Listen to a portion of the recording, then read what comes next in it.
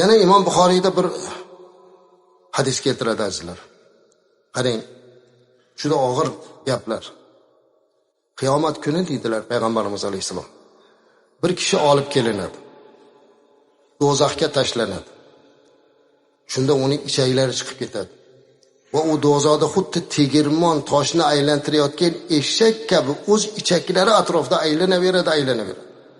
Do'zax ahli uni atrofiga to'planib, falonchi, senga nima bo'ldi? Sen bizni o'zing yomonlikdan qaytarmasdingmi? deyshar ekan. U esa men sizlarni yaxshilikka buyurar edim-u, o'zim unga amal qilmas edim. Men sizlarni yomonlikdan qaytarar edim-u, o'zim uni qilaverar edim deb javob berar ekan. Alloh saqlasin. Aytilingan har bir gaplarni amalini qilish kerak.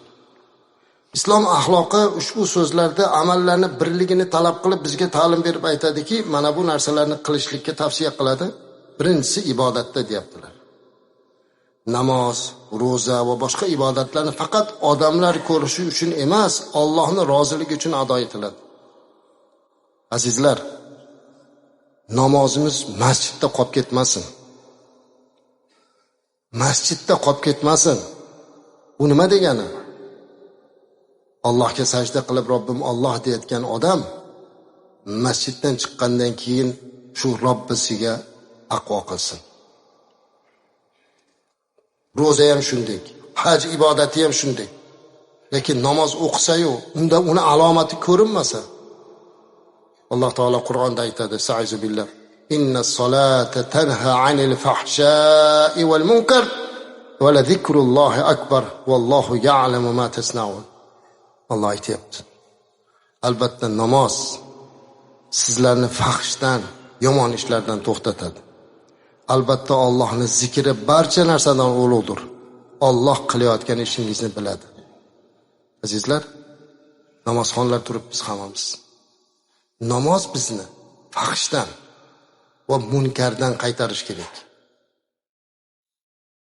Xo'p, nega unda namoz o'qib turib ham fahsh qilayotganlar bor? Nega namoz o'qib turib ham xiyonat qilayotganlar bor? Nega namoz o'qib turib ham harom ish qilayotganlar bor? Namozni ayb emas, azizlar. Bu odam namozni chin Alloh buyurgandek holatda qilmayapti, u engishib turyapti xolos. Haqiqiy yurakdan namozxon bo'lgan odam yurakdan namoz o'qisa, shu namoz o'zi to'xtatib qo'yar ekan. Chunki u kimga sajda qilyapti? Peshonamizni sajdaga qo'yib subhana robbiyal a'la, oliy bo'lgan Alloh hamma nuqsondan pokdir deb turibmiz.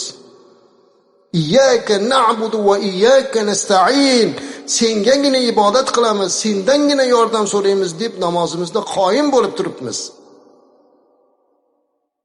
Bu aytilingan so'zga amal bo'lish kerak. Tashqariga chiqqandan keyin ham shu sadoqat saqlanish kerak.